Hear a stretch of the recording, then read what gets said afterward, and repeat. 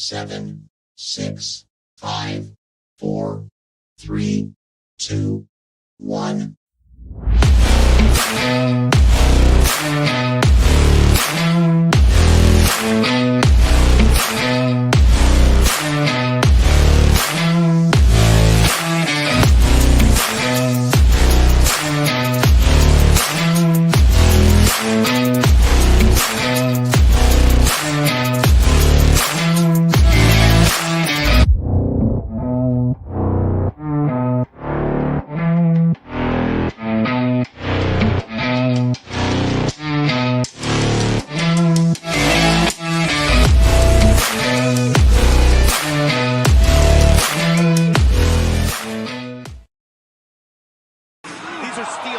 What is good, everyone? It is your boy Politic Hot alongside my guys. This is Joey Woods, Mr. Moyo Fit, Chris Wilson. We are still steps. Mr. Joey Woods rising from the bedroom here on a beautiful Friday evening.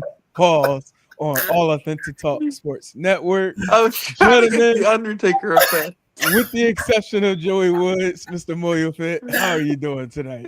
What's up, man? That woke me up. What up, people? Glad to be back on a Friday night, which is a beautiful Friday evening because honestly, it's a nice little breeze going out there. Everything good. Listen, I thought you were just rising like, what's the name? Alistair Black. Like, that's what it would have seemed like to a certain extent. But Joey, crazy. Think about it, like I caught it like at the very end of it. I'm like, wait, was he laying down? Like, no, I was dead and I rose from the dead. Yeah, I was expecting Papa. I was about to say, where'd Joey go? He's here. Can't hold me. It's like, no. Oh man. Go ahead. We are here. Definitely. We thank you everybody for joining us this evening. Still to come, we're going to talk about AEW Dynamite, including Swerve Strickland and Will Ospreay Part 2, Death Riders, Hangman, Kenny Omega, Okada, and the new AEW Unified Championship that's going to be on the line at their match at All In July.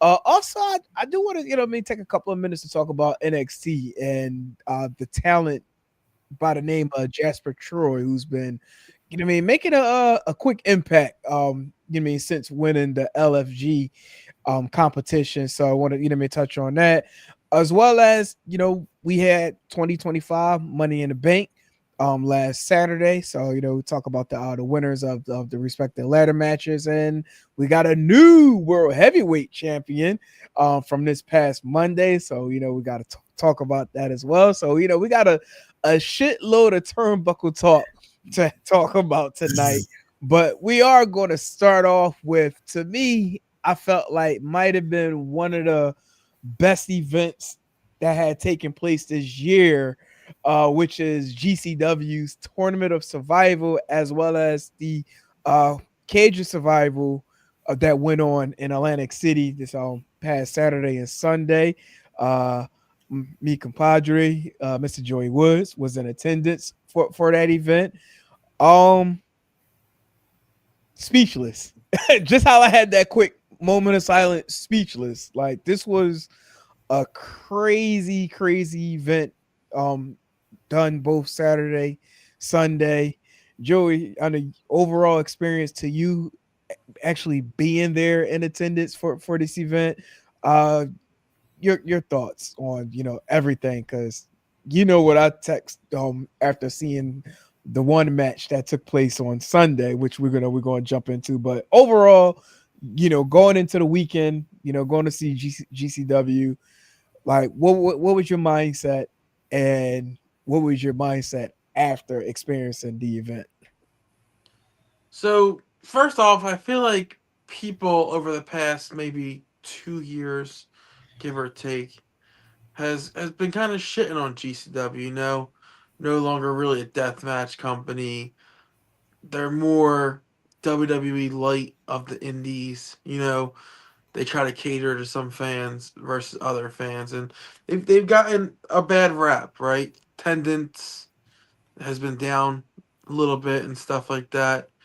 This weekend here proved to everyone a couple of things. One, why GCW is the best independent company in the business right now. Two, when they want to do deathmatch, they are the best deathmatch company in the country. And three, when GCW just doesn't go outside of the box, right? Doesn't bring in those ex WWE guys. They don't venture off the beaten path. They use the tried and true deathmatch guys, the Tremonts, the Bevs, the John Waynes, Otis, like all of these guys who have been there in the deathmatch scene day in and day out. The fans come, right? The fans come and they show up. One of the most crowded shows I've been to at the terminal since they've moved to the terminal. It really had a carousel room feel without the carousel room, atmosphere, if that makes sense. And just Yeah. overall, this felt like GCW again, right? Like it just genuinely felt overall like, all right, GCW's back. Like this was, to me, it felt like it was GCW's way of saying deathmatch hasn't gone away. We just don't always need it. But when we want it, we know how to do it right. So to me, that was a great eye opener. And then even the non-deathmatch matches, right? Like the JCW versus GCW. Technically, that's a death match, but that match was fun as shit. So overall, it was fun. Uh, can't wait to go back August for Homecoming. But yeah, top to bottom, great card, and arguably match of the year happened that weekend, which I've seen a lot of death matches, and this one to me was special for a couple of reasons. We'll get into it more when we talk about the match. Yeah, definitely. And for me, before we just me jump into it, go through like some of the highlights, like how you talked about the turnout and the energy that was at this weekend's tournament of survival and cage of survival, and having like that original like GCW flavor to it. I for one was typically watching GCW, on like the Triller TV and stuff, streaming it, and it definitely did have like that vintage vibe of it. Like I 100% agree with you when you bring that up. So, but just going through the event, and we're not going to really touch on every single match, but like let me ask you, when you first stepped into the terminal, like what was your first thought when you see like a chandelier of light tubes being hung over the ring? So we knew Like, this was going to be the first match, right? Because they announced it at the last GCW AC show, which I believe was March or April, right? They said Danger John Wayne House of Horrors match. So I was expecting it, right? What I wasn't expecting was every time GCW comes back, they always up the production, right? Like they have the entrance and they have the TV set up and they have yeah. promo videos and stuff, right? And Wait, one more typically, thing to add: 4K camera and a turnbuckle this time. I was like, yeah, okay. like they have that, right? They have like before when they had it, I'm not sure what it was, if it was wood or what. But this year for this event, they have like legit like steel stage beams. I don't know what they would really be considered. Hmm. And it was hanging from them. So just the production of that overall was like, all right, this is legit. You know what I mean? Like they're kind of almost out of that indies bracket, I feel, with the way their production is, and very smoothly ran. So it was really cool to see. Yeah, nah, definitely. So, no, make a note. I did convert some of like shots to black and white because I wasn't sure, like being on certain platforms, if we might get kicked off, if with too much of the blood, and also to those that's watching, disclaimer: viewer discretion is advised, because these tournament matches this past Saturday, they was fucking bloody. Like every single match, you there was not a match that did not have blood. Like nothing. Like I don't think anyone left out of there out of that ring of any of the respective matches without being busted open. Right here, Beast Man catching, what was that, the bear trap, if I'm not mistaken? Yes. Yeah, catching his hands inside the bear trap. Like, Lord. yeah, like this event was wild. And then, Matt Tremont, it was reported during the event, and I wasn't keeping up with this stat, but I didn't know he never won this particular tournament. Like, this was like his only tournament. Like, he needed, I guess, to complete winning all the notable events in GCW. Correct? No, this was just not even just GCW. Just I believe he won a tournament of death. I have to check that, but like the big deathmatch tournaments in America and stuff, he's won. Yeah. And this was the last one that kind of eluded him. And you're talking about one of the best deathmatch American wrestlers ever. John Wayne currently held the record with 10 deathmatch tournament wins, and Tremont right behind him with 9. So, it felt like the stars were aligning before the tournament even started. TOS 10, Tremont's never won it. He's been in GCW from the beginning. He has 9. He needs one more to catch John Wayne. So to me, it just felt like a perfect storm. Yeah, man, the odds he had to overcome during this tournament. First, opening up the tournament in a triple threat match, which was against him versus Jimmy Lloyd, and the surprise entry of one Shotzi Blackheart making her return to the GCW mat. Like, that's pretty dope to see her, coming back. It's been about six years she actually stepped inside of a GCW ring, if I'm not mistaken. Yeah. Yeah, so it was, pretty dope, seeing her get involved, and they ain't waste no time, getting her back into the swing of things, because she definitely caught a fork, caught a power bomb through a couple of doors. Like, she was in the mix, and she was giving it back too. There was even a moment where they, both her and Jimmy Lloyd had the weed whackers, and they, hit Tremont with it. Tremont's the GOAT, man. Because listen, this shot right here, this is actually before. I think this was actually before the finals. The final match, and I'm like, dude, like, I didn't think he was gonna make it throughout. Through this match, man. Yeah, there was one point during the tournament, I believe. Was it the Otis match, or was it when he fought? Who did he fight second? Did he fight Bev? He fought Bev second, and Otis in the final. Okay, I think it might have been the Bev match. There was one spot in the match where he hit Matt over the head with a chair. Then Matt crawls over to the rope and is like leaning on the ropes, and Bev hits him in the back with the chair, and he starts screaming like in pain because he got hit in the back with the chair. He had got hit with a gusset plate earlier in the night and had a hole in the top of his head. So every time he screamed, it was no lie, like a fucking killer whale was shooting water out of his spout. But instead of water, it was blood shooting out of his spout on the top of his skull. It was one of the most wild things I've ever seen in deathmatch wrestling. Yeah, I know that thing in here because remember we saw him 2 weeks ago at Battleground when it got split open. Like, yeah, well, he's never really healed, right? Like, no, I mean, you think about like even like the next night, right? He fights the GCW versus JCW. Oh yeah, they didn't even have weapons. It was just Tony hit him with a punch and he was busted open, right? I think at some point there's only so much scar tissue that one person can have before it no longer works anymore.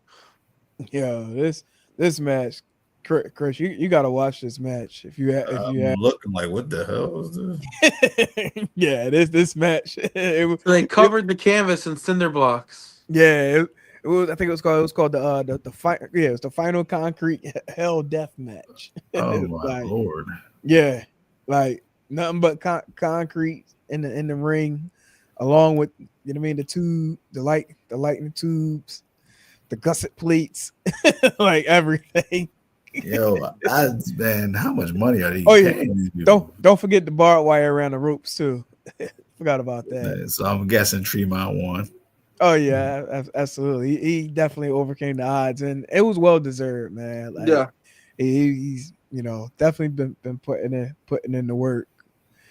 Like it was crazy, like super crazy. But now this right here, So real quick, right? You so last year, Cage's Survival, the event, the Cage opened the show, right? right? So going into that event, I was kind of expecting the Cage to open the show this time around also. So when I'm in line you get your wristband, and you go back and you wait until the gates open, and you just walk in and show your wristband.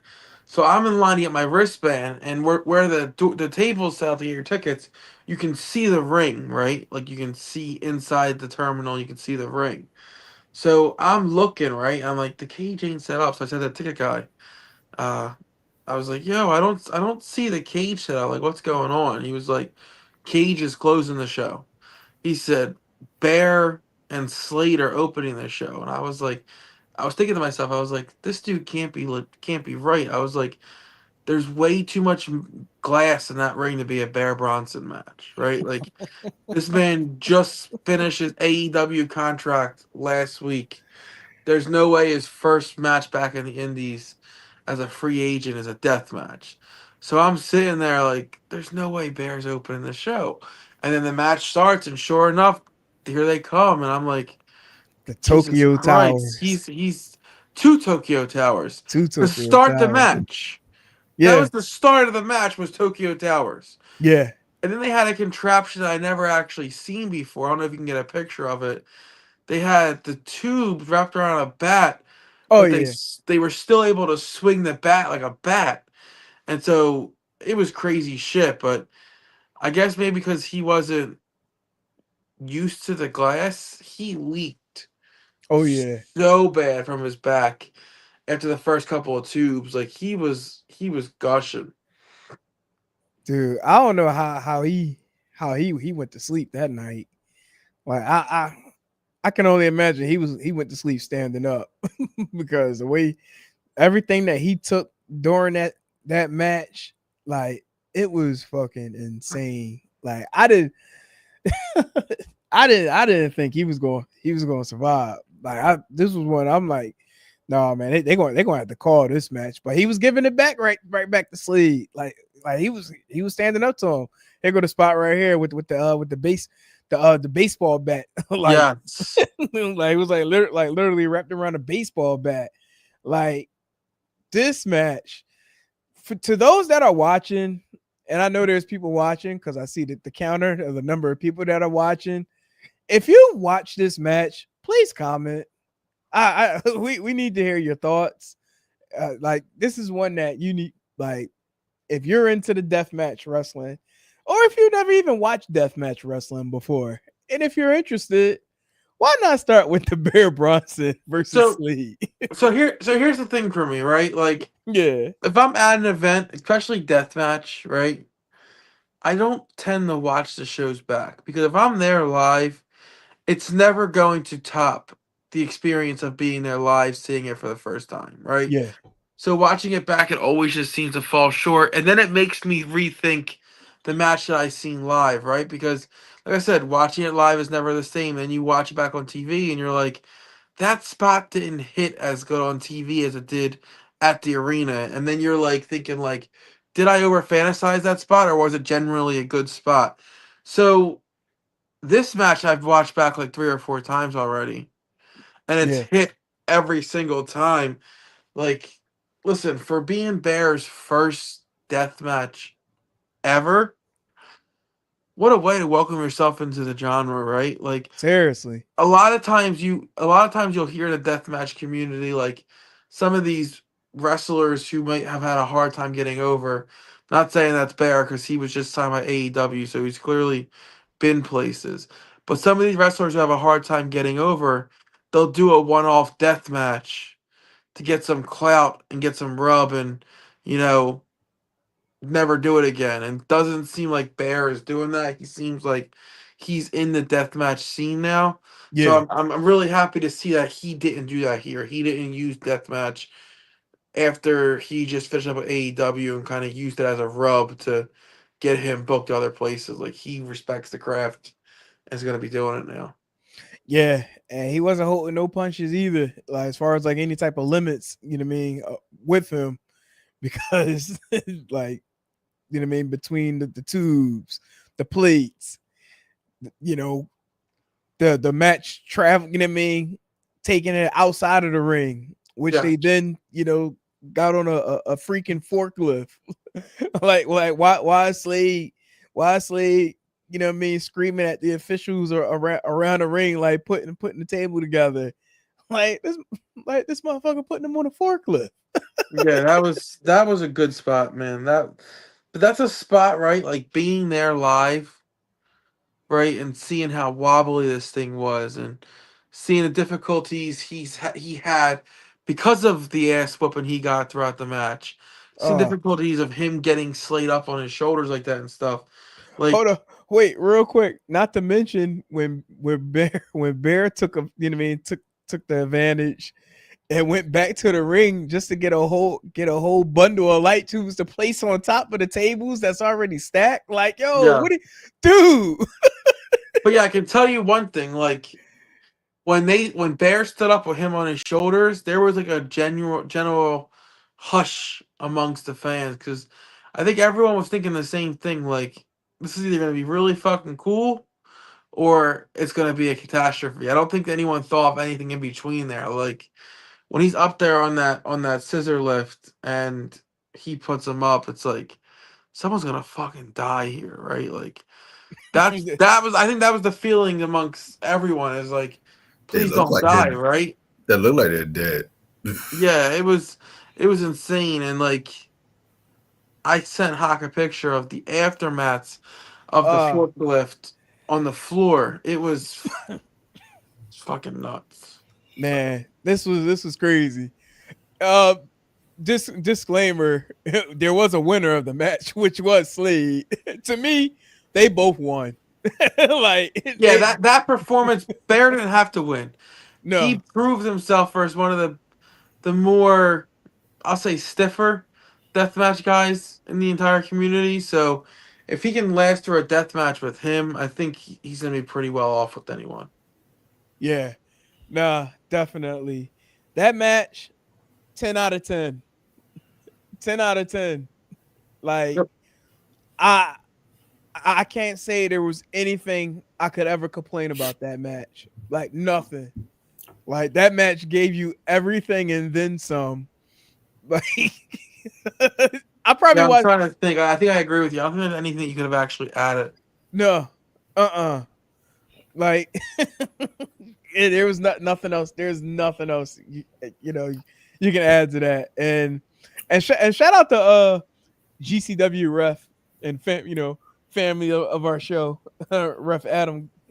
Like, I was hoping maybe to get him on tonight, but he was actually said he's going to be headed out of town. But I was like, listen, I need your thoughts, your comments on officiating that match, and he hit me back.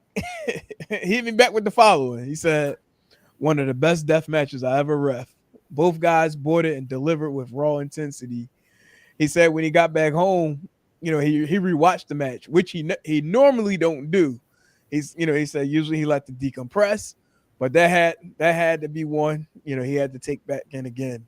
Like, Yeah, I kind of feel this. Like I said, I kind of said the same thing. It's like, I never watch it back just because it never lives up to it again. But that was one of those matches where you can rewatch it multiple times and you're just like, especially watching the match here's the thing, right? Like, being a fan that's in tune with the product, I know this is Bear's first death match, so it right. already adds a little bit of element of like, what the fuck are they gonna do, even before that, because I knew this. But even if you were a fan who didn't know who Bear was, didn't know who Slade was, and you just popped this match on, it's a match you can watch back too and just be like, holy shit. You said you watched that match 3 times, right? Yeah, I watched back at least 3. I probably watched it 3 times within the last 24 hours. Yeah, it's such a good match. Like, it was crazy. And here's the thing, because like the day before, like a lot of the Saturday fans are the exact same fans on Sunday, right? Like you typically don't have fans that come just for Sunday, right? Right. They'll be there for both days and stuff. So they took in what? 4,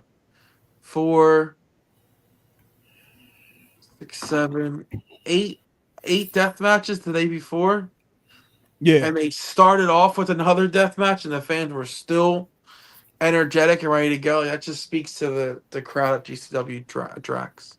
The one fan funny with the sign, the horny sign. Oh yes. Yes. like the violence make me horny, something like that. Horny for violence. Horny for violence. That's what it was. I was about to say the violence makes me horny. Yeah, couple of shots you grab from there. You know what I mean? Like, this was the ending. Yeah. Like Shotzi, she came right back into the mix to the death match scene. Like, do you have that scissor lift spot? Let me see.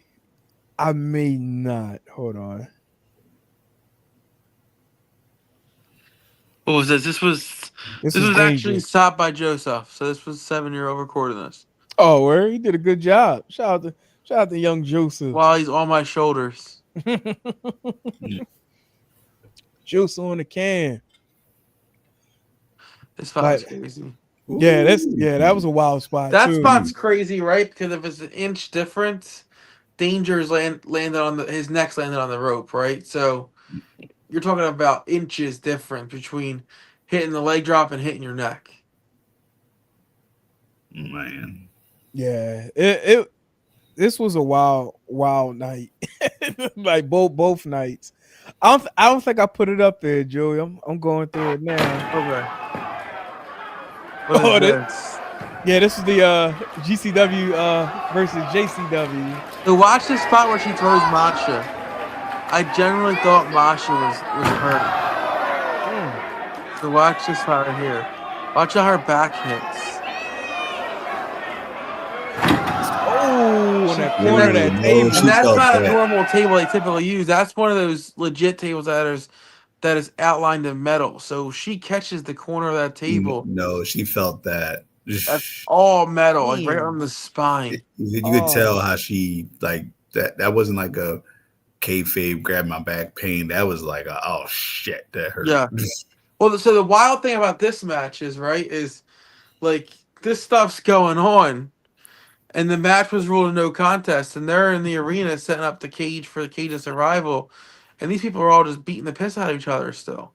Oh, that makes total sense. Like, and then going outside. Like, so Tremont and Tony went out onto the street, right? Yeah. Yeah, this was them before they went outside.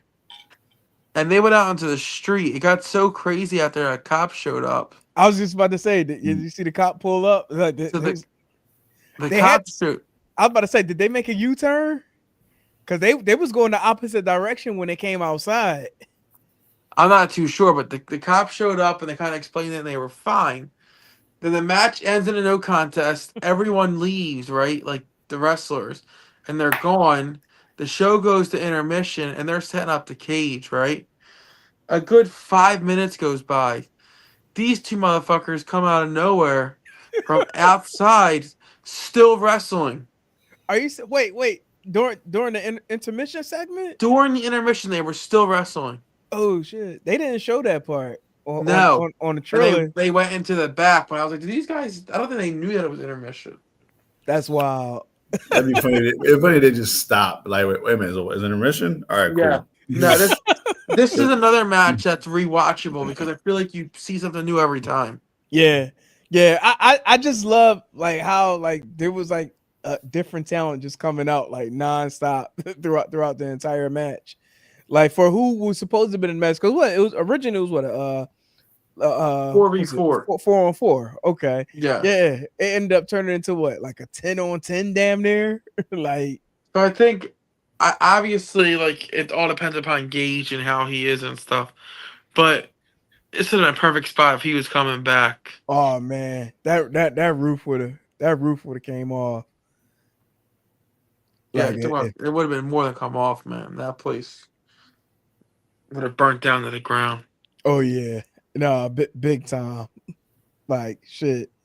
Now had that happened, I might have been a little pissed. Like, damn, I wish I was there Oh, for that one. Like just to be in. also, shout out before we move on to another event. Shout out to Little Sicko who made his GCW debut on Sunday and absolutely killed it in a tag team death match. But yeah, future's bright for that guy. Yeah, I did see that. Little Sicko. Like that as a name. Little Sicko. He got everything: the look, the name, the Yeah. skills. Oh yeah. All right. Moving on. I'm going to the bathroom real fast now that we finished with GCW. Great Got you. segue. Yeah, right. All right, moving on. Moving on. But in all seriousness, like if you hadn't watched GCW Tournament Survival or Cage of Survival from this past weekend, definitely check it out. You will not be disappointed.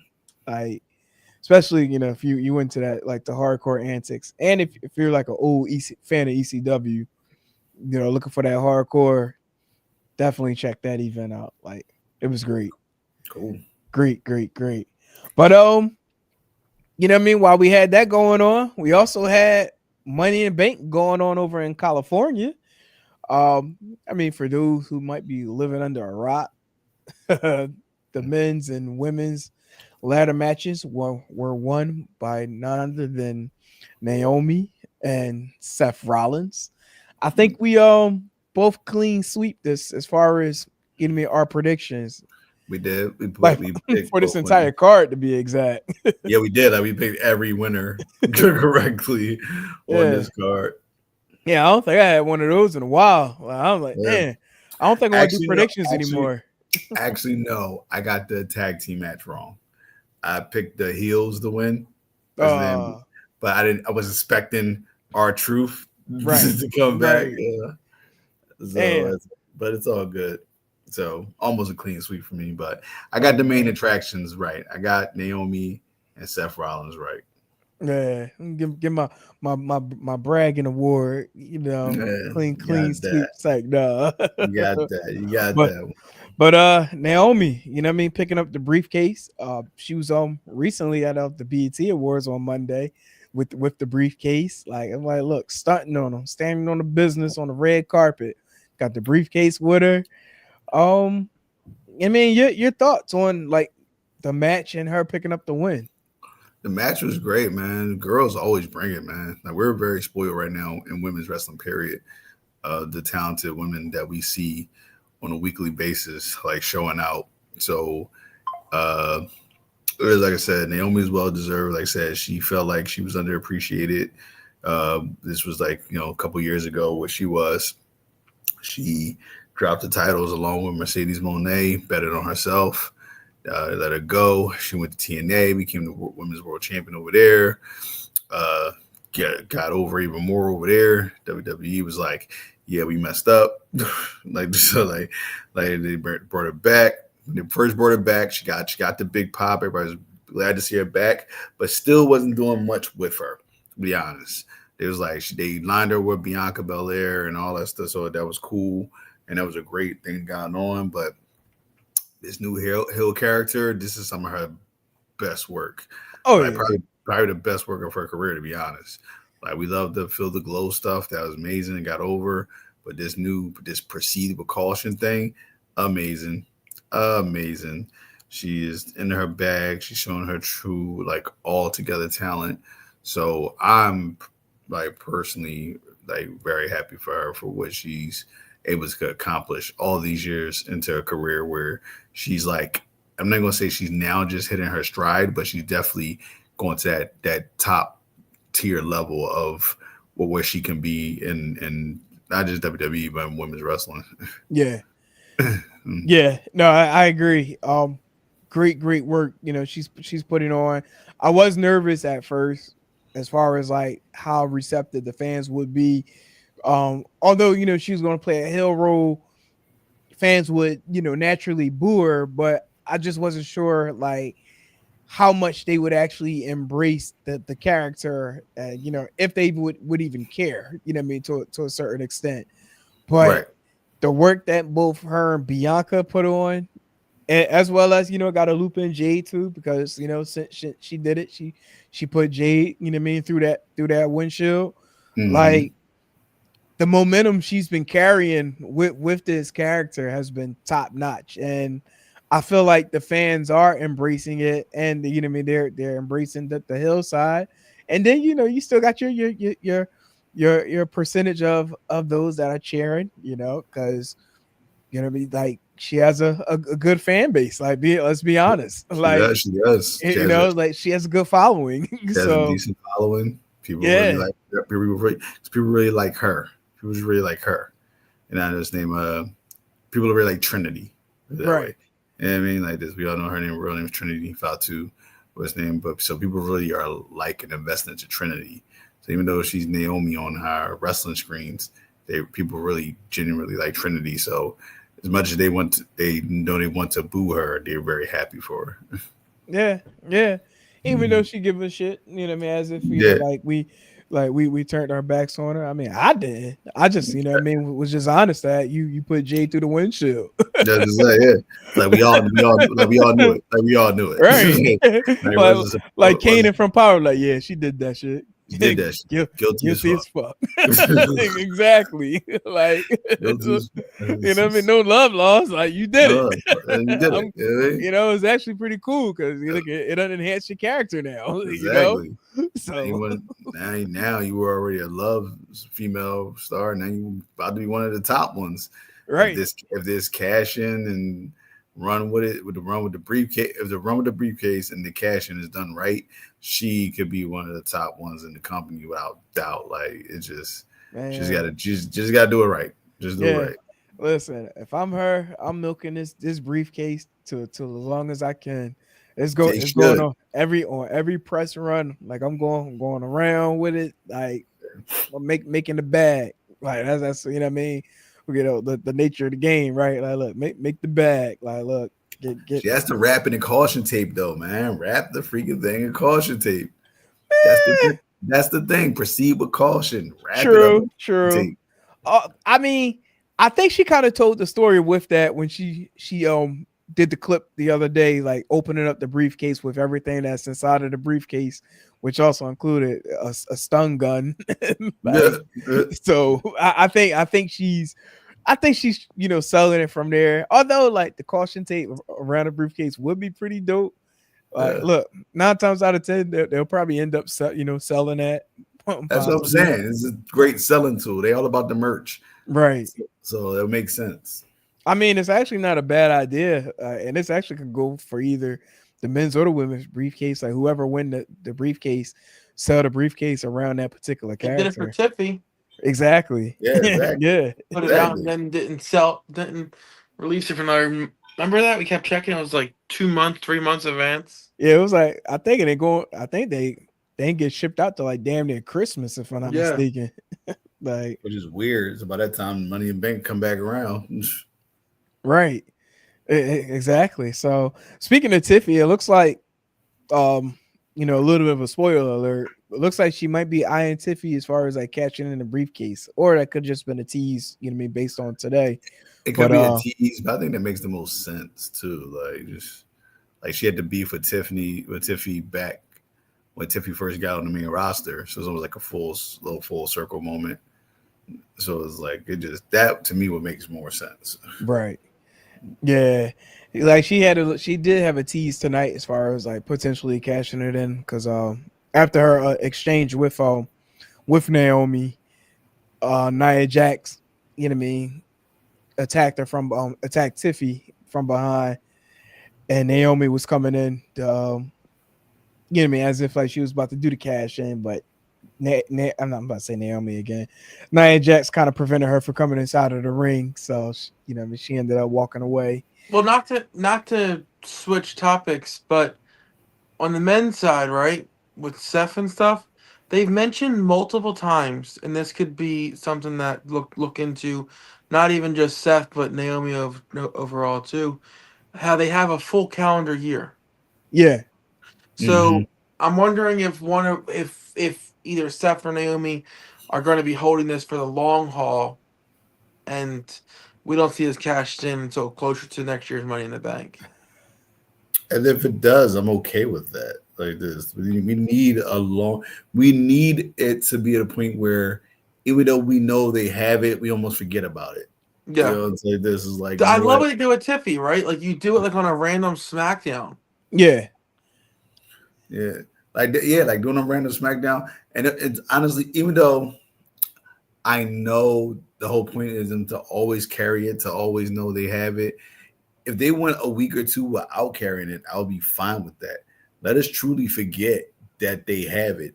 So when they pop up with it, it's like, oh shit, they do have. I forgot they have that thing because they actually did that in TNA one time, and I like it was brilliant. I forgot it was James Storm.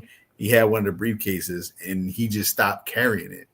But it was a part of the storyline, but he just stopped carrying it to where people forgot Oh he had a yeah, briefcase. I It Who remember was was that. that? James Storm.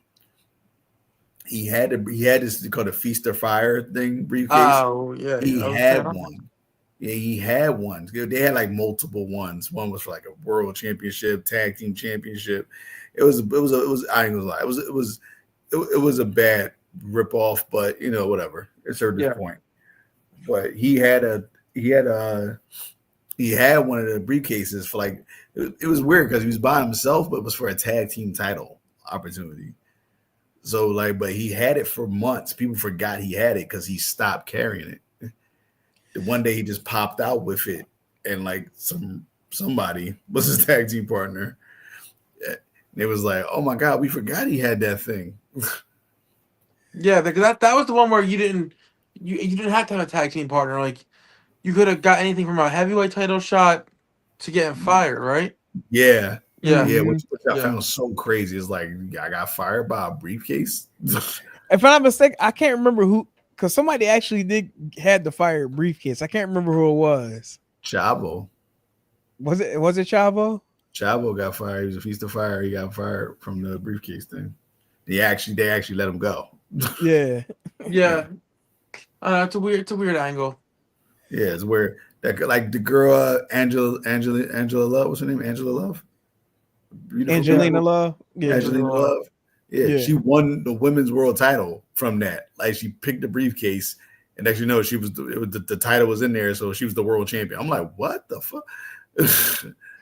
And the current champion, she didn't even fight for it. The current champion was the girl Tara at the time. Like this, so she was the current world champion. She opened up the briefcase and won her spider that she loved so much.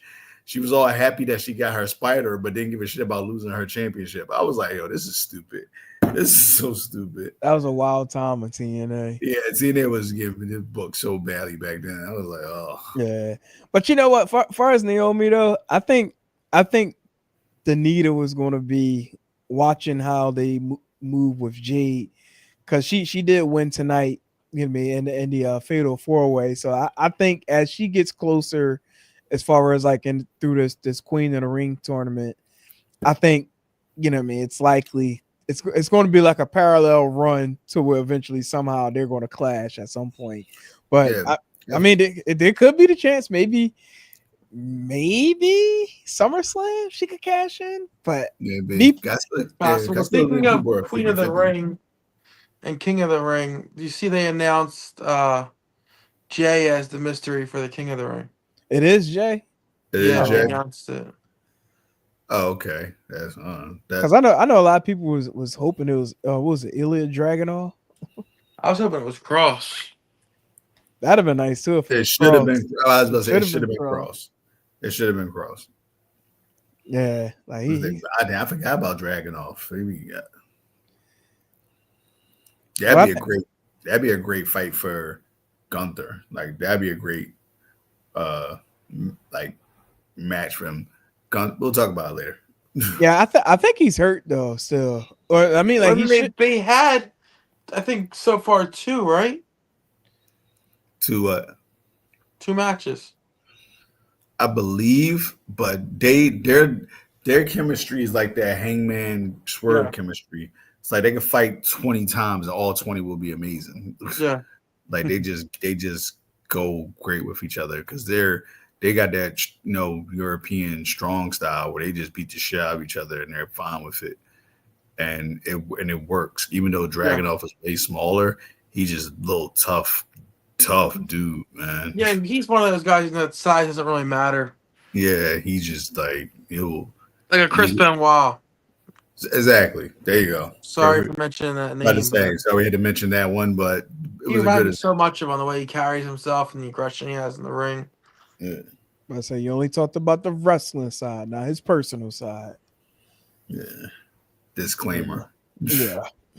Yeah, but onto this one because I guess we didn't even talk about Seth winning real quick, but to me it was a no-brainer. Seth won, move on. Look at that was who was in it. He had to win. Yeah, that was very obvious for Seth. So onto this one. We talked about this in the chat. I told Hawk last week. I don't see Jay holding the title much longer, let alone making it to SummerSlam. You jinxed him. What happened? I said you jinxed him. No, you did. I said his run is going to be similar to Kofi Kingston's. He got that nostalgia, good-hearted win, but it doesn't mean I don't care how popular it is. I know he's stupid popular, not dumb. He sells mad merch. All that whole crowd is freaking going up and down, yelling stuff. But you can still tell what guys they look at and they say, okay, we see hot commodity, then we see superstar. They don't see Jay as a superstar. They just see him as a hot commodity. I don't even know if it's that. I think what came out today is number one factor. Anyone can say anything they want about them not doing it, but it's 100% counter programming at this time. All In is July 12th. Saturday night's main event is also July 12th. They hinted at Bad Blood, I believe, in Atlanta.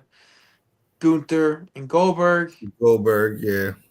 I think Saturday night main event, July 12th, it'll be Gunther versus Goldberg for the title. I think Goldberg let WWE know he's good to go, and this is why the belt went back on Gunther. Oh, I don't want to see that shit, man. I was about to say, let's keep it real. People are Goldberg marks. They are. They always will be. I'm not. I never have. I don't give a shit if he comes back. Like, respect the man for what he's accomplished in wrestling for this. Honestly, to be real, the short time he was in wrestling. What's his name? But to me, he was like a 2-3 trick pony. He was just the right place, right time for counter programming for WWE at that time, and it worked. It was lightning in the but Goldberg will outdraw AEW. Still. Will he? The name alone will still do it. There's still nostalgia from the casuals for this. It's still nostalgia. And I'm not saying he won't. I'm just saying that it's not as if he does it. It's not free versus pay-per-view. But I say it's free versus. That's saying, of course, he's gonna outdraw us. It's free versus. Yeah, he said free versus pay-per-view. So of course I'll draw him. But it's still. But yeah, Goldberg got the nostalgia thing too. I know, but I just not with it at this point. This guy's 50 years old, 51 years old. He not gonna say barely move, but it's still not the same. Like, you can't tell me this 50-year-old guy, it still has this bulldozer aura to him. Last night he tweeted, "You're next." Yeah, I know, but I'm just don't he tweet that every night? It's like before you go to bed. I think he does that. I'm joking. He's like an auto tweet. I don't even think it's him no more. I think it's AI just does it for him. I think AI just does it for him. Right back. Got you, Bill. All right.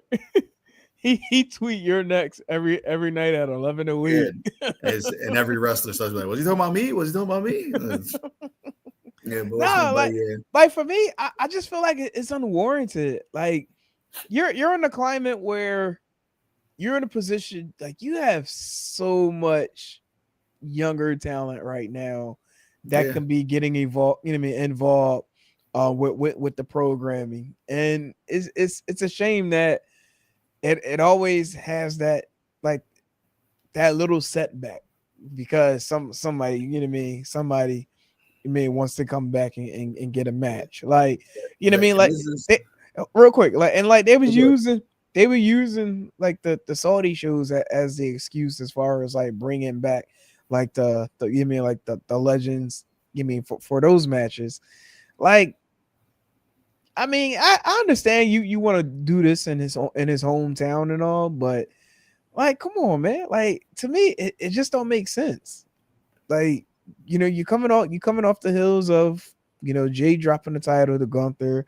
You got these fatal four ways for the you know what I mean for the King of the Ring going on right now.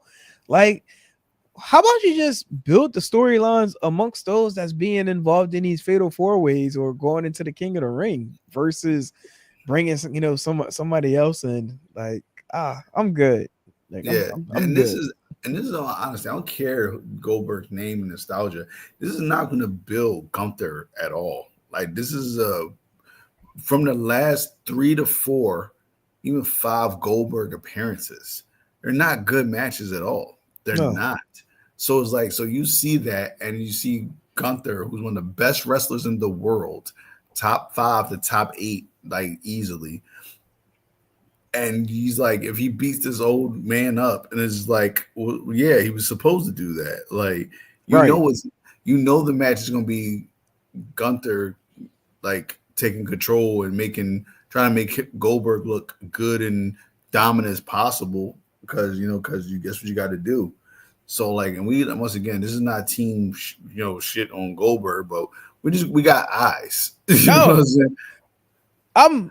I'm 40. It's 2025. I just Yeah, don't believe yeah. It's like Gunther this. should be losing to Goldberg. Yeah, I was just saying we got eyes. We see what's what. Like, dude, like Goldberg in his prime was when we were in our prime, and that was like in our freaking teens, like our late teens. Right. Like, and here we are later. Like you said, we're 40. It's just like Goldberg. We don't believe this anymore. We know you're out of breath within 2 moves.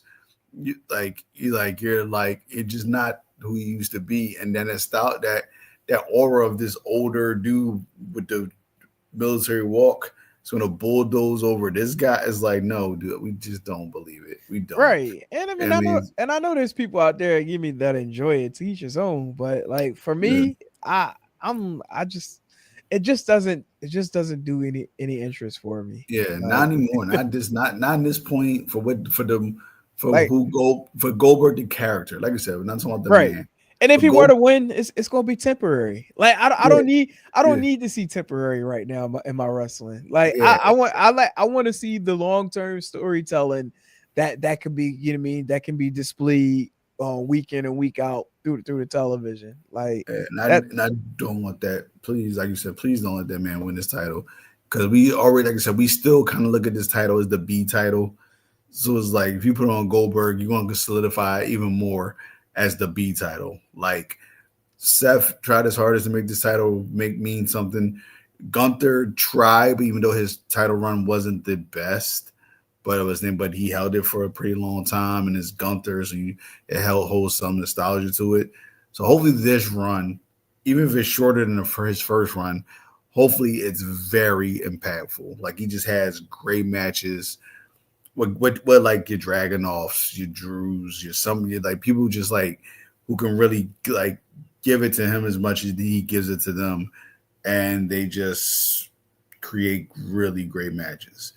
Cause that match with him and Sheamus, Clash the Castle, oh amazing. yeah. The one Yeah. with them Drew WrestleMania, amazing. That's what we want to see. Those type of matches. Those guys just big dudes beating the shit out of each other. But those were some of his best matches. And this was the Intercontinental Champion. You Right. know And what I'm saying? and correct me if I'm wrong. The winner of the King of the Ring gets a title shot, right? Correct. And that's at Did they? SummerSlam. They said that? Yes, they said winner or king and queen of the ring gets a title shot of the champion of their choosing, As, Okay. or as the Summer, champion, or the champion of their respective brands. I think that's what they said. The champion of their respective brand. So if it's a SmackDown guy, they'll challenge the SmackDown World Champion at SummerSlam. Yes. hmm. So so Jay wins again. I'm like, what was the point of him losing? Like, that's so stupid. Nah, no way Goldberg should be winning this title. No way. If it's even going in that direction, no way he should be winning this title. No. No. Yeah, no way at all. What's his name? Like, go ahead and wrestle in Atlanta, your hometown. Take that L and be gone. be and be from what I'm hearing, gone. exactly, and from what I'm hearing about Jay, and then we already talked about the winner. Talk about the loser in this Ooh, contest. real quick, did any of y'all see Rakishi's comments today? No, I'm sure he has some shit to say. Yes. Oh yeah, he basically said writers need to be fired. Like, Uh, why build this talent up to the level that he's at? You know what I mean? Getting the fan support that he's getting. Have him hold the title for 51 days and then lose. Like, I mean, he ain't wrong. Like, he's not wrong. Once again, when Jay won it, I didn't think it was gonna be a long reign. I said this is gonna be a reign that gave fans what they wanted, but doesn't mean it has to be a forever reign. It just don't. And I don't like he don't see the bigger picture. You got a kid who's done way more in this business that you could ever dreamed of.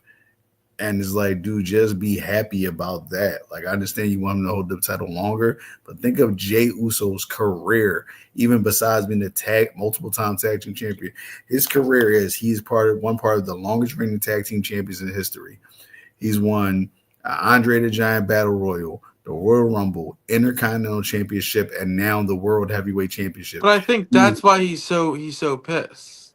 That's what I'm saying, dude. Your son is winning. But I was I saying think that's why he's so pissed is because he worked his way up from just a tag team guy to the IC spot to the main title spot. Top merch seller. He always gets the crowd up when he's in the ring. He's checking all the boxes that need to be checked to be the world heavyweight champion, and to give him such a short title range, it's like. Yeah, but You know, that's the glass ceiling is a concrete ceiling, and you're never going to be able to break it because yeah, you're but doing everything you're supposed to, and you're still. yeah, but you can tell Exhausted. that's him being talking as a dad and not somebody who's been in that Yeah, but business. even from the business standpoint, take the dad out, right? I'm Like, saying he's not taking the dad out. That's a dad talking. That's not. yeah, but as a fan, right? Like, it was a bad decision. I think he's selling the top merch. The fans are still engaged with him. He's still getting views on social. He's doing everything that he's supposed to do, a world champion to do. which they're going to expect him to continue to do. But And you take the belt off of him. Like to me, like obviously we know wrestling is predetermined, right? So Mhm. when you're checking all the boxes from a business aspect that you're supposed to, and you still lose the title, it's a little But head scratching. it is, but to counteract that, what you're saying, that was basically the Attitude Era. Those guys who held the world championship, who were the top guy, top merch, all themselves, they did not hold those championships for long. That's why they have like 8, 9 title reigns. Like Austin lost that belt a lot. He didn't hold on the belt very long. hold up, stop right there. I'll let you get back to that. That's what I fear in this situation with Gunther. They may like put the title on Goldberg real quick, but then they'll give the belt back to Gunther, which would be patented, his stats as far as champion. Yeah, that's what I'm saying. When was WrestleMania this year? April or May? April. The end of April, right? Yeah, April like 18th, 19th. Yeah, mid April. Yeah, April 19th and 20th. Yeah. Okay. So he held it for almost 2 months. Yeah, 51 days total. 51 days. So yeah. That's for what title reigns we've had over the past couple of years. That's so short. We had, but that was I said that was the norm for so long. Like this, like that, like saying Mick Foley is a three-time, I think a three-time world champion, and his total reigns is like 42 days, something like that, crazy. So it's like this. That was the I ain't saying this. I'm not saying this. Just why we shouldn't be mad about it, but I'm saying like this was just such the norm. Like that's what WWE is very erratic with championship reigns. So like they just recently they made it a thing again with long championship reigns because it made the belt matter more, which that's how it should be. But they feel in WWE's eyes, they feel like if a guy's that over, he don't need the belt. What's his name? But I generally think this reign was supposed to be longer. Yeah. But I think Goldberg called up and said, "Hey, I'm ready." And they figured what better time than to counteract AEW's biggest pay-per-view to pull the trigger. I feel you. And that if that was a call made, he must got some friends on the TKO board because TKO they're not for the old guys right now. So if they don't if Goldberg don't got much pull as he would deal with a Vince or even a Hunter, because TKO is like, where is Saturday Night Main Event? Atlanta. He's in Atlanta. Oh yeah, it's definitely what the fuck. Yeah, it's Atlanta. So that's why they would. I was That's hoping it why. was a fake rumor. No, Nah. it's in Atlanta. Now keep in mind, Goldberg be showing up to those UFC events too. So to a degree, maybe there is some chatter where the TKO may not like it, but to a certain we've extent, seen just this they week like it where they like it for the name. Yeah, we've seen just this week where TKO was reassessing. I don't know. Again, we don't know how true all the dirt sheets are, but was reassessing like Roman Reigns' contract and stuff. Like, Oh yeah, that was bull. We talked about it last week. That was bullshit. yeah. So who knows what to believe? Yeah, Definitely does feel TKO though since they've taken over has been ran more as a business and less as a wrestling company. But we'll see how it goes. yeah. I say it's different. It's different with wrestling companies because, like, unlike the UFC, wrestling is just more than ticket sales. They rely a big chunk of their stuff on merch and stuff like that. So they better let a lot of their top guys be happy. It's like because you can't afford to lose all that merch money. Man, TKO is ruining wrestling. They're ruining WWE. But to say they're making stupid decisions, but the dumb like they're lucky Triple H is there and he's like still has his finger on the pulse of like trying to make the fans happy, even though he makes dumb decisions too. I ain't like Triple H perfect. He makes some stupid ass decisions, and he does. And a lot of people don't get on him about that. I'm like, well, that's not Nick Khan. That guy down there does behind the scenes. Yeah, Triple H definitely makes some stupid ass decisions. But he I hate what you just said because he can't go I'm trying to think of the words here, but he can't go unscathed, right? Like I wasn't on the show last week, so I can't really talk about it, but R-Truth, right? Before he came back, right? Like I get it was probably a TKO decision, but you can't tell me Triple H has no say.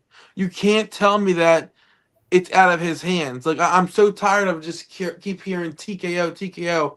Like Triple H has some pull. He should be able to pull some rank, and I don't think he is. And that's pissed me off a little bit. I just think Triple H is getting too much of a get out of jail free card because TKO is now involved. And I don't think that's the case. I was gonna say you think he's a scapegoat. Well, not scapegoat, but he does no wrong. Yeah. So I don't think is the case. I don't think that's true. But this is the thing though. He does have say with creative, but far as personnel, unfortunately, he doesn't have say. Nick Khan is the most powerful person in that company.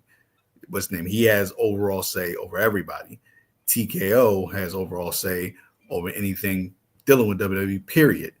Yes. So TKO says, all right, these guys need to go. they don't care how much Triple H likes him. That in their minds, this is our company. We say he need to go, he needs to go.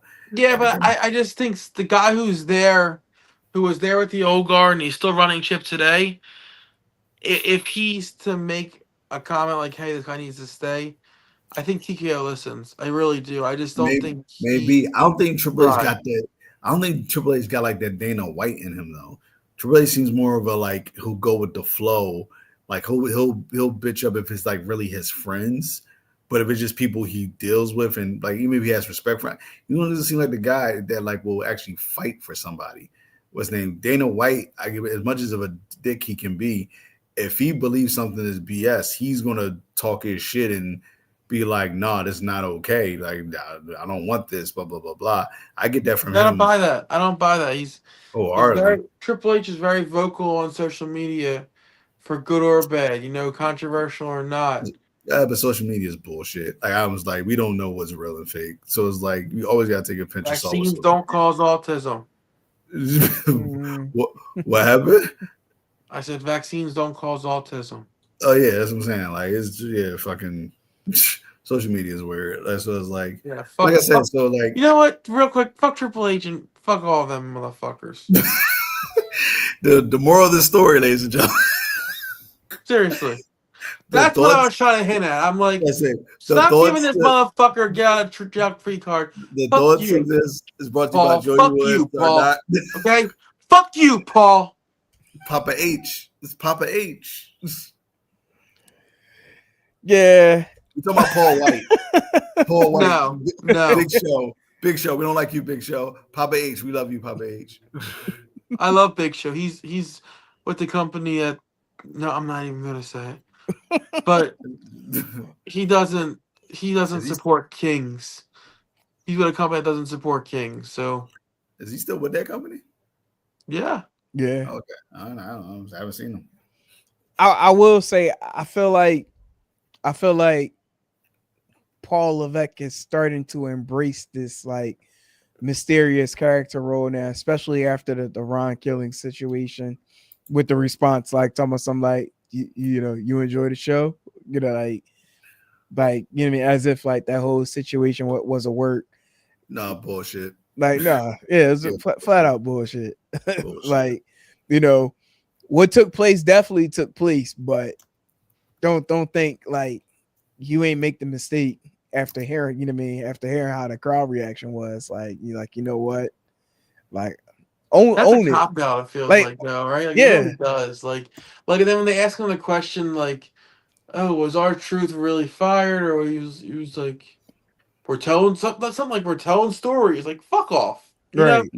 Like, fuck off. You enjoy the show. Like, shout out to Ron Killings, one hell of a promo on Monday night. Oh yeah, that was like from cutting his hair to saying, "Don't ever let nobody tell you your voice doesn't matter." He's put some respect on my name. I'm Ron Killings. Speaking of Ron Killings, did you see him Busted Open this week? Oh yeah, he was snapping.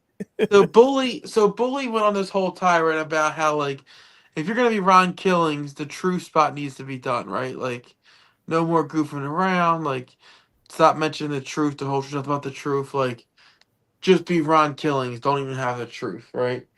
And so that was like on like a Tuesday or Monday, and Wednesday, R-Truth was on the thing, on the show, like that, and they played that clip for him, and he goes, "Who the fuck is he? Who the fuck does he think he is?" And he's like saying like, "I'm tired of people telling me who I am or what I'm supposed to be. Like, Ron Killing is Ron Killing. I do whatever I want. It's my character."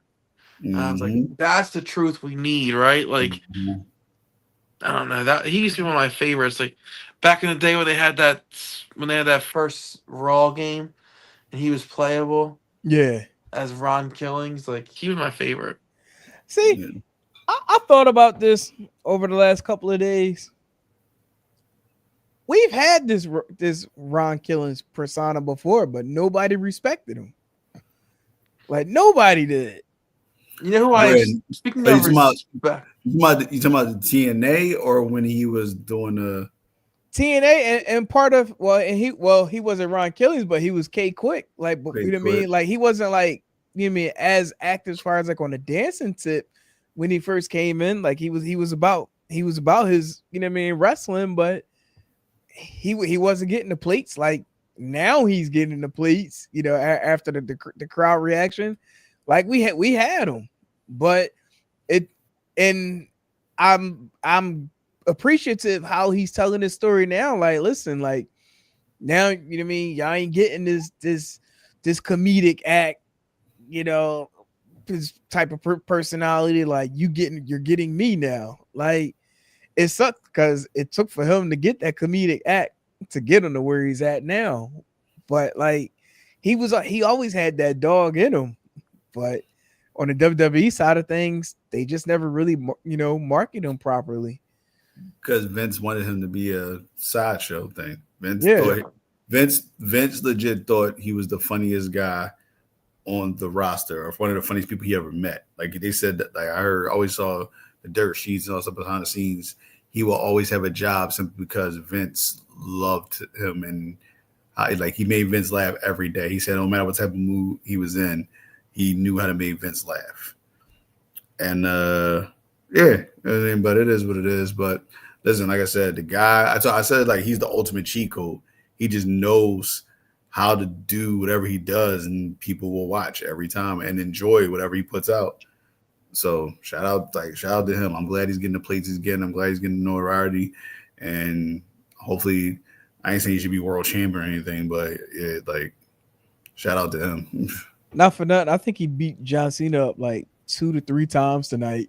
Well, I wanted to real quick before we move on to AEW and close out the show for tonight. I want to give John Cena props because if the story's true that Cena knew this was coming and wanted to give R-Truth like one last good run, like hearing everything we've heard about Cena and kind of burying Nexus and burying Wade Barrett, it's pretty cool to hear that he's allowed someone to go out on top like that. So that was cool to hear. But now he doesn't care because he doesn't worry. He doesn't care about being the number one guy anymore.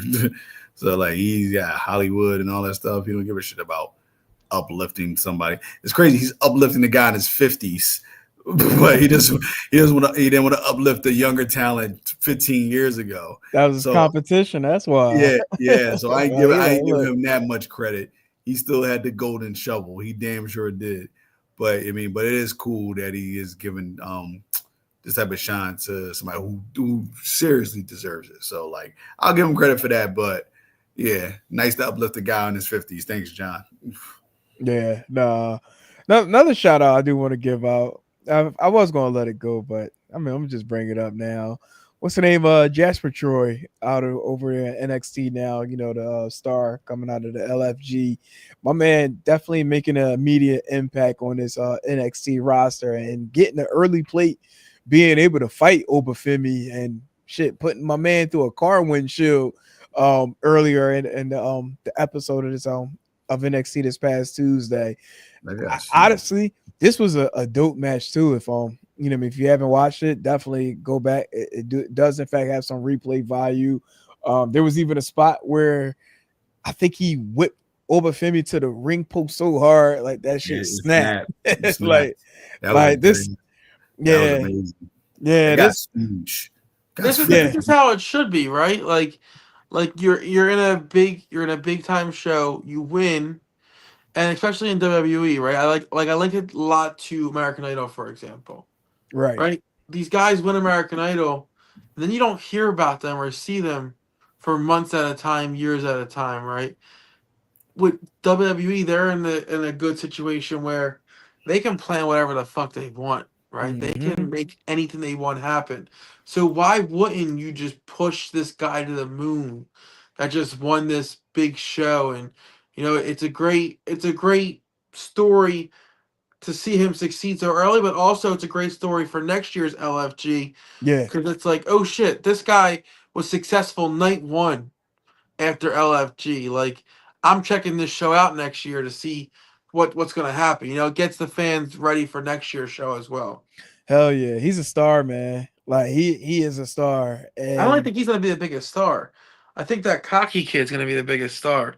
Oh no, I forgot his name that fast. Like He went I to know, like a Division I school and stuff like that. Like, yeah, I know exactly. I know exactly what you're talking about. I don't know. I feel like, it could be. Honestly, I don't think so. Once he get to the if he were to get to the main roster, I think that can lose people quick. Like with him, like with excuse me, with Jasper, I feel like you can almost do anything with at the moment. Like you could put him with a faction. I mean, he could potentially even go solo. I mean, like as far as like getting up to that main roster. Like, I don't know why. Maybe call me crazy. If they were to have extended Judgment Day, like another couple of years, I could see him like being in the mix with them. just saying.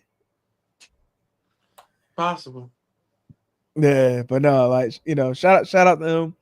Jasper Troy, definitely making that impact. Unfortunate he did lose to Obafemi on Tuesday, but I had a feeling he was, but who would have thunk it? It's like, no. Yeah, I feel he was. He was beating him up too much. I was like, all right, he's beating him up way He too whooped. much. I ain't gonna lie, he whooped Obafemi ass, yo. You know, I don't think I've ever seen Obafemi take a beat down like that since he's held the title. He's beating the shit out there. He was beating the shit out of him. He Like, was.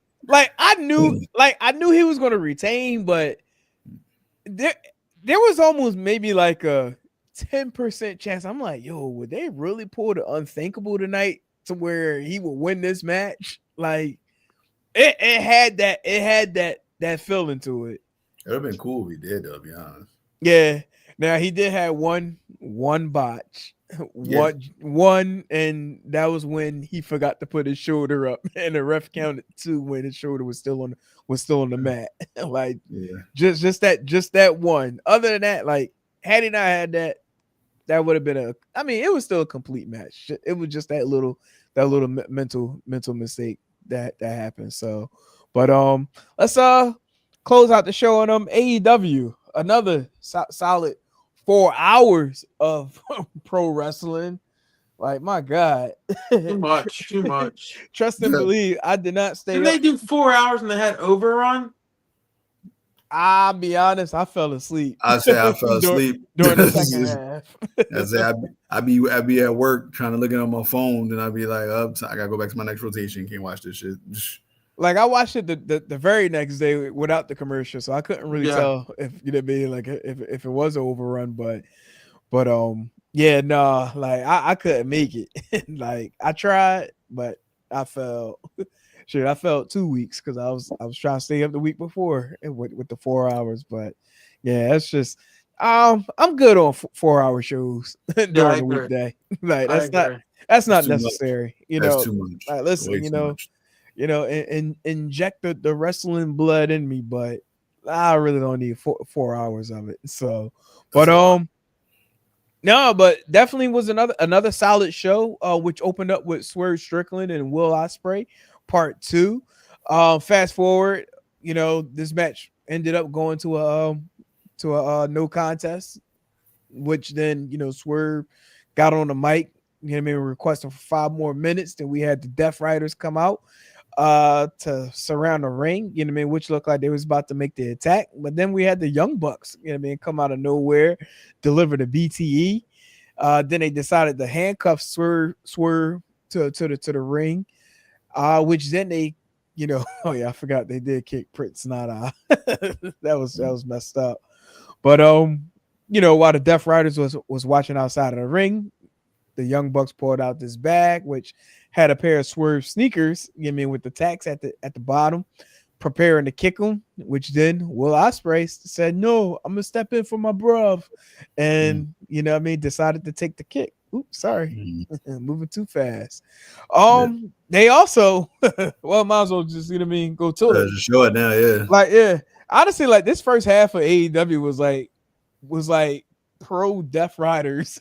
Yeah. Like, they really taking advantage of everything that was going on. But this particular segment, though, I'm not gonna lie, I enjoyed it. Like, I enjoyed the whole, the whole I want to say like kidnapping of Hangman per se, but like taking him, putting him in the ring, and Moxley basically, telling him was like, listen, man, like, you're distracted, like you're not focused, like you're not focused on, the mission that you got coming up in July, and eventually, I believe Hangman had headbutted Moxley.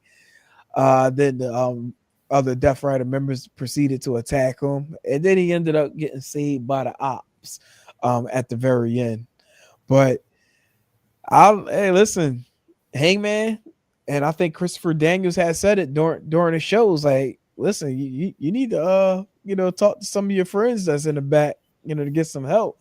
Now I don't know if he really meant that to have been the ops, but I can't really think of anybody else because since what's the name on Swerve and Osprey, is willing to, help him, but he wants Swerve to also, to be in the fold for them to all be cool. But Where's this all headed? That's my question.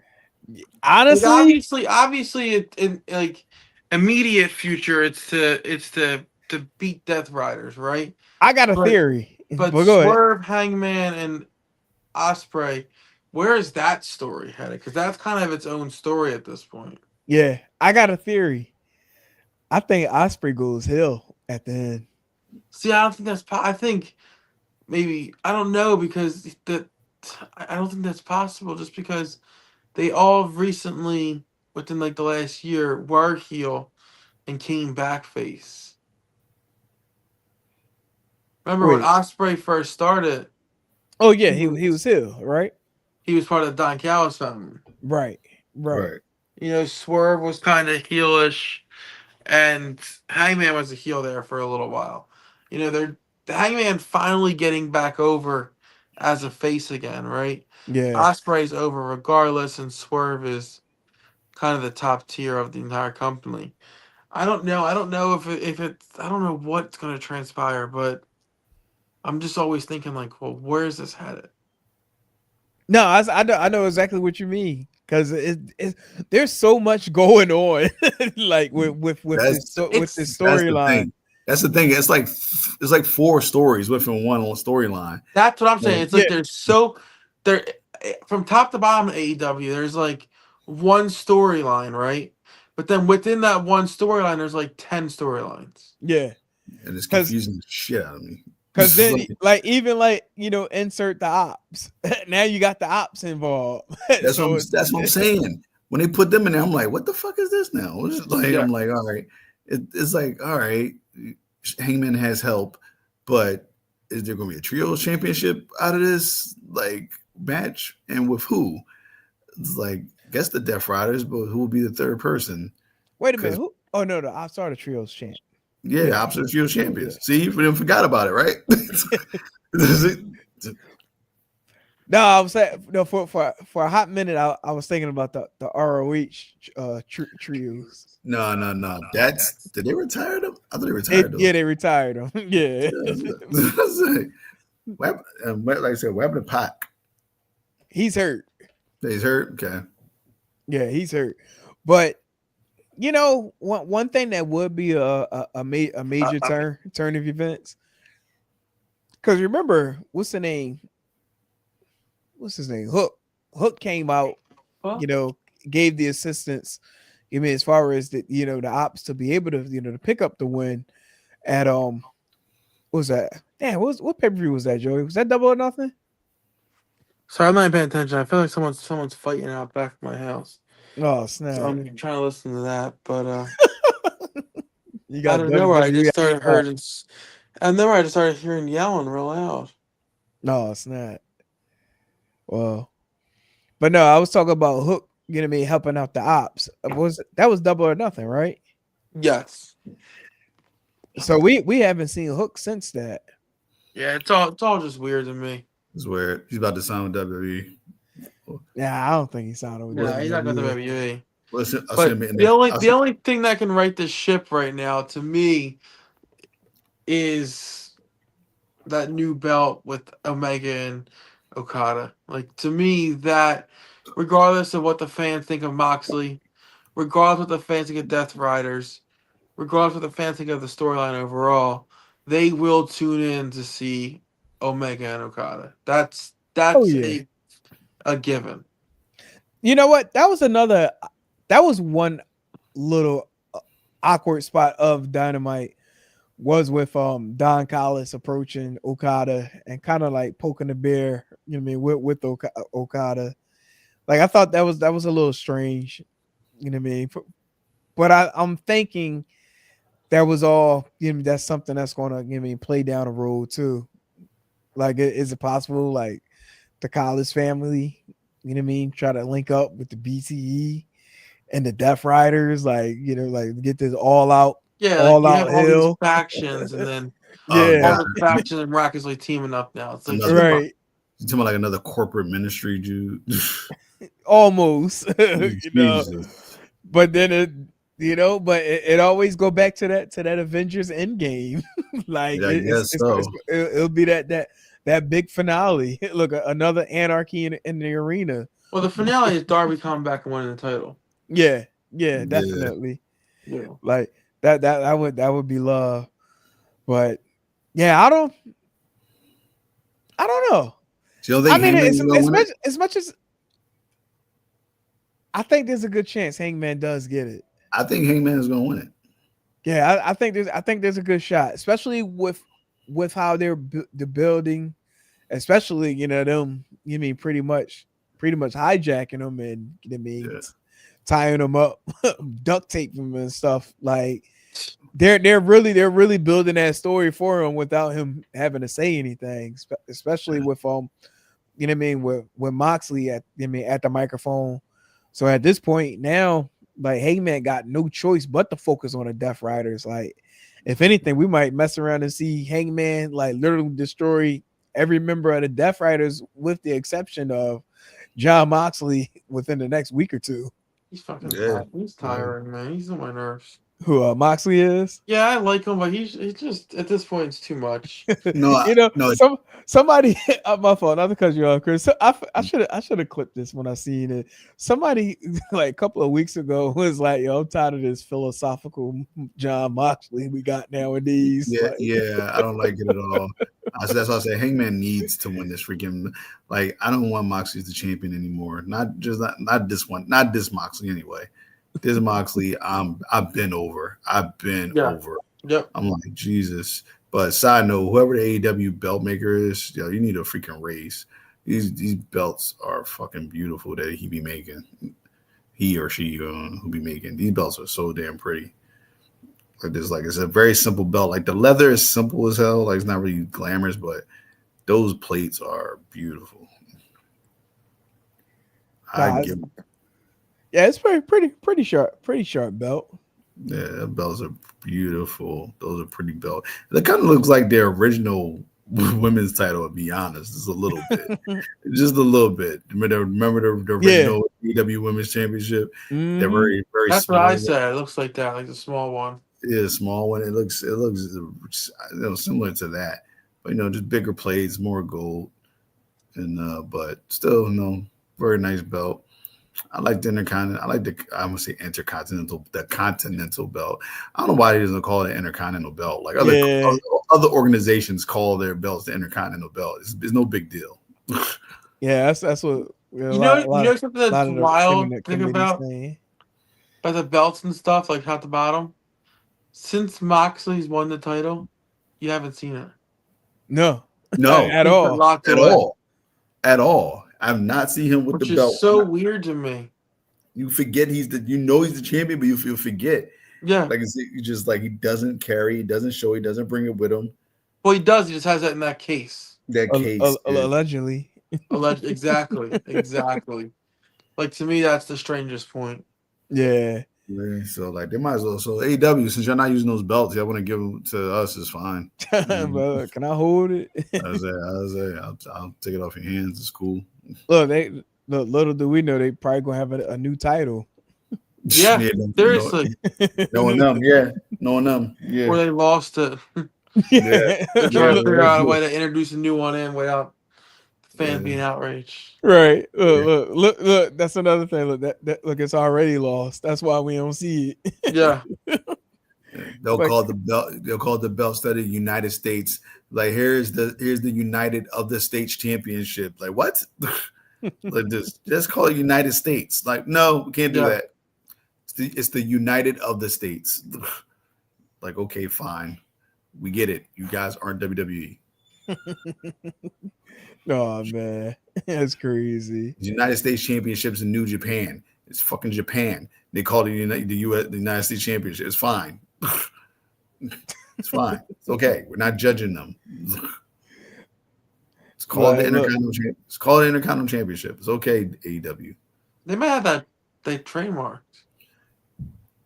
What, Intercontinental? They can't trademark that. Like calling a champion something. What they call it? I don't know. I don't know. I don't think they could do that. Yeah, I don't They think can trademark so. names, all that stuff, and bro, I don't think they could trademark the name of a belt, especially a name like that. And like, I don't know. I don't know for sure. Let me do some due diligence on that first. I mean, I feel like I've seen the Intercontinental Championship somewhere. I'm saying I've seen it. I heard of other organizations they call it the Intercontinental Championship. Well, this would be like- it. Yeah, this would be it. Yeah, Yeah, at this point. So yeah. It's like just like, you know, I don't think we'll have we hate AEW now because they call it, you call it the what? Oh, you guys suck now. man, they do change it to the IC. You know, Yeah. the anti AEW / WWE universe folks is gonna be all on it. Yeah. But no, man, you copycat. Like more than one thing, folks. Just What? put it out there. What Smack be saying in battle rap? Like it's like never. It's like you know when he do his you can't copy respect, slogan. Like it's like something like the duplicated never be the imitators. Something off of imitated, never duplicated. Yeah, you can't copy respect. that's how WWE gonna be if AEW changes it to Intercontinental Championship. Imitated, but we never duplicated. Right, You can't copy respect. crazy. WWE Universe. crazy. So, They even have the same last name as our president. oh gosh. Khan. It's only one con man in the business. Crazy. All right, gentlemen, we are at the 1 hour 32-minute mark. Joey's like, woohoo! Yeah, right. Guys, it's been a week. I'm not gonna lie, it's been a week. Nah, I got you. Gonna make it. All right.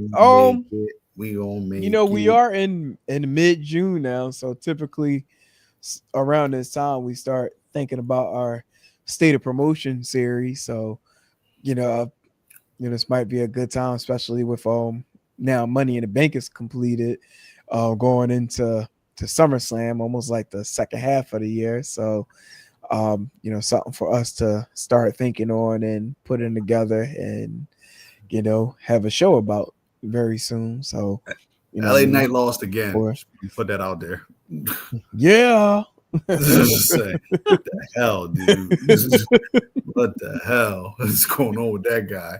Well, he about to get a plate now too, because he fighting with Big Bronson and Yeah, I know, but I don't know what we're doing. This is not to say like that. I don't know what we're doing with that guy. He's still super over. He really is. He's still super over. Yeah, but he's just not getting that final last push to the top. It was kind of crazy, like watching it tonight, where how Orton's coming out, Cody's coming out, and he's the very last person to come out. LA Knight. I was like, wow, look at them. They really trying to put him over. Yeah, they trying. They trying. They got a nice crowd reaction called John Cena balding bitch. And the crowd went crazy. Said what everybody say. They still love to say it's LA Knight. Yeah, they all still love to say it. But for some reason, it just still doesn't get him. Like I said, it's no different from Jay, to be honest. Yeah. But, and he's actually a way better talker than Jay. So I just don't get. They about to put Jay back with his brother. I'm sorry to say, he's about to be a tag team guy again. I don't know. I think there's some other plans for Jimmy. That's why I think they're getting back together. I think he's gonna get back with his brother. Oh, New Day was talking shit after he lost the title. I think right. they're gonna unfortunately, but that's what seems like it's gonna happen. Just We'll dive in that. You know what I mean? Maybe next week. We'll table that. Table it. So all right. The anti-Yeeter up there. Proud to be Yeeting now. He don't got the world heavyweight title. Listen. To all the Yeeters out there, you can find them at MoyoFit215. Jay, you want my belt, Jay? You want my belt, Jay? It's all good, Jay. It was good while I lasted. The disrespect. It was good while I lasted, Jay. This was Still Steps. Brought to you by All Talk Sports Network. 4 letters. Mr. Moyo Fit, Chris Wilson, Mr. Jordan Woods. I am politicking hot. Ignore that man up there. We'll holler at y'all next Friday. Till then, peace.